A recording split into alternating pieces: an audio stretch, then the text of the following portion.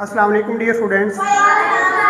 बेटा आज के इस लेक्चर में हम डिस्कस करेंगे स्क्वायर रूट ऑफ डेसिमल।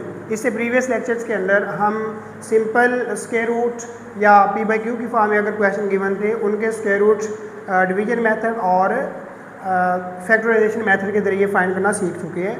तो आज हम डिस्कस करेंगे कि डेसिमल की फॉर्म में अगर हमें क्वेश्चन गिवन होता है तो उसका स्क्वायर रूट किस तरह से फाइंड करते हैं।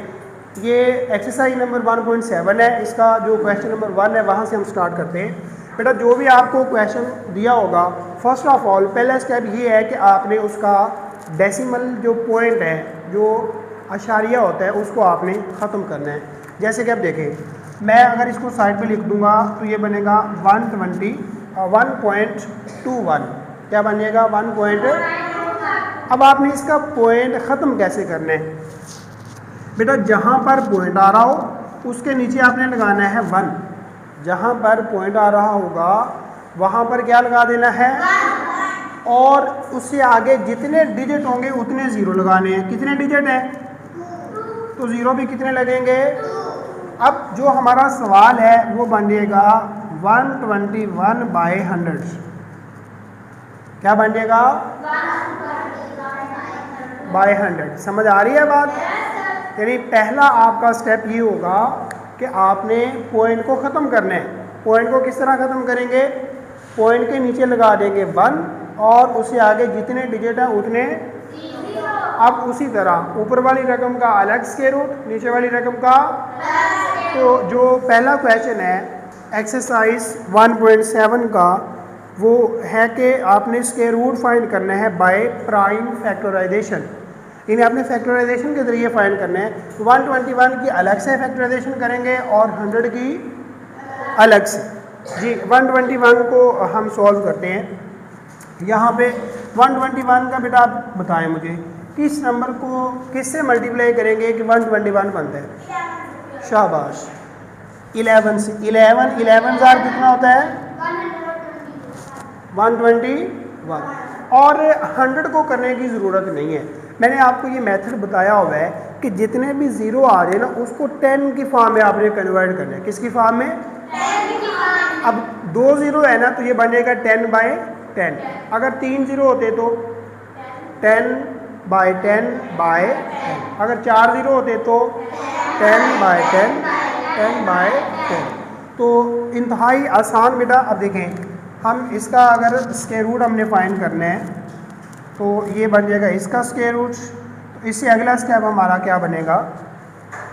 121 की जगह पे हम लिखेंगे 11 मल्टीप्लाई बाय, चले मैं यहाँ पर नीचे लिख देता हूँ, 11 मल्टीप्लाई बाय 11 इसका स्क्वायर रूट ओवर 100 को क्या लिखना है आपने? 10 मल्टीप्लाई बाय 10। क्या लिखना है? 11 2 दफ़ा आ रहा है तो बगैर जज़र के कितनी दफ़ा आ जाएगा? 1 दफ़ा। 10 2 दफ़ा आ रहा है बगैर जज़र के। अब आपने इसे एक स्टेप और कर देना नेक्स्ट। वो किस तरह से करना है? क्योंकि आपको सवाल गिवन है पॉइंट की फॉर्म में और आपने जवाब भी पॉइंट की फॉर्म में देना है। अभी आपका जवाब किस फॉर्म में आया है? बटे की फॉर्म में। अब आपने बटा ख़त्म करना है। यहाँ पे हमने क्या किया था? बटा बनाया था। अब यहाँ से बटा क्या करना है? ख़त्म करना है। अब देखिए गौर कीजिएगा, हमने बटा कैसे बनाया था? पॉइंट के नीचे क्या लिखा था? पॉइंट के नीचे क्या लिखा था? और आगे जितने डिजिट है उतने ज़ीरो बनाए। ऐसा ही है।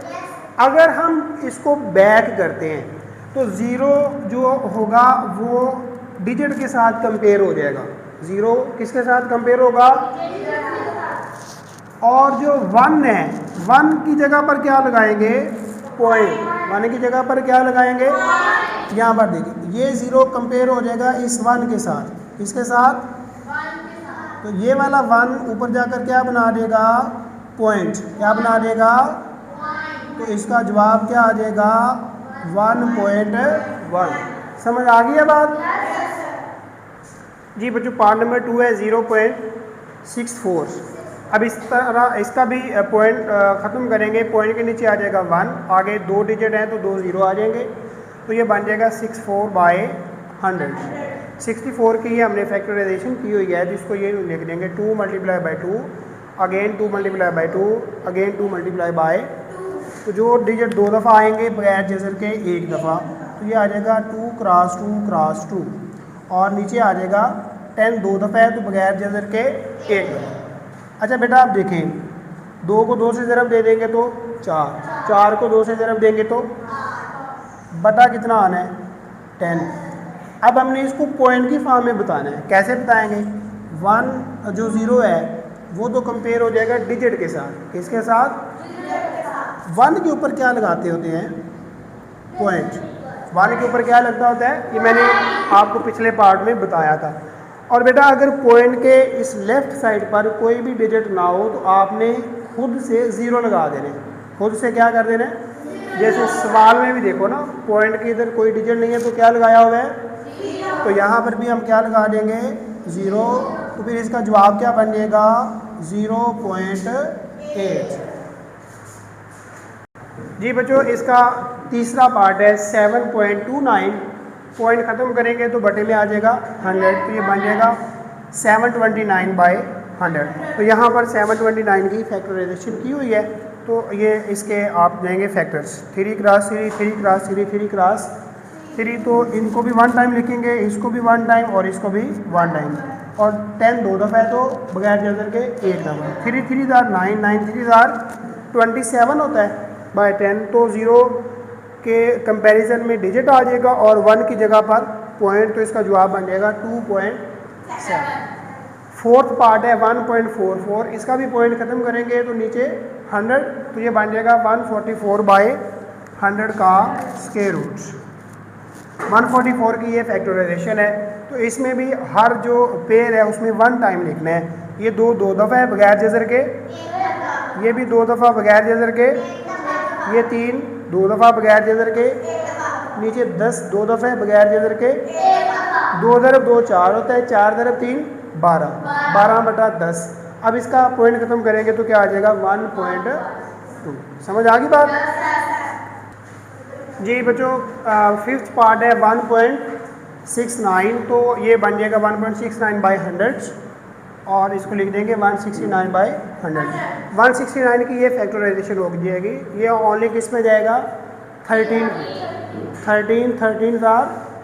169, तो इसको हम लिखेंगे 13/13 और 100 को क्या लिख रहे हैं? 10/, तो 13 2 दफ़ा बगैर जज़र के, 10 भी 2 दफ़ा बगैर जज़र के।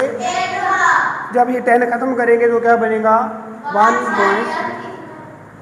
इसी तरह 12.25 आ गया, पॉइंट के नीचे 1 आगे 2 0, तो ये बन जाएगा 1225/100। 1225 की ये फैक्टराइजेशन है। इसको यूँ लिख देंगे 5 क्रॉस 5 क्रॉस 7 क्रॉस 7। तो 5 कितनी दफ़ा आ रहा है? 1 दफ़ा लिख देंगे। 7 कितनी दफ़ा आ रहा है? उसको भी। और नीचे 10 कितनी दफ़ा आ रहा है? बगैर जज़र के। 7 5 कितने होते हैं? 35/10। अब देखिए 0 कंपैरिजन हो जाएगा 5 के साथ और 1 की जगह पर क्या लगा देंगे? पॉइंट। क्या लगाएंगे? तो ये क्या बनेगा? 3.5। तो इस तरह इसका जवाब क्या आ जाएगा? 3.5। तो इस तरह बच्चों क्वेश्चन नंबर 1 जो है एक्सरसाइज 1.7 का हो गया कंप्लीट। इंशाल्लाह कल के लेक्चर में हम क्वेश्चन नंबर 2 से शुरू करेंगे।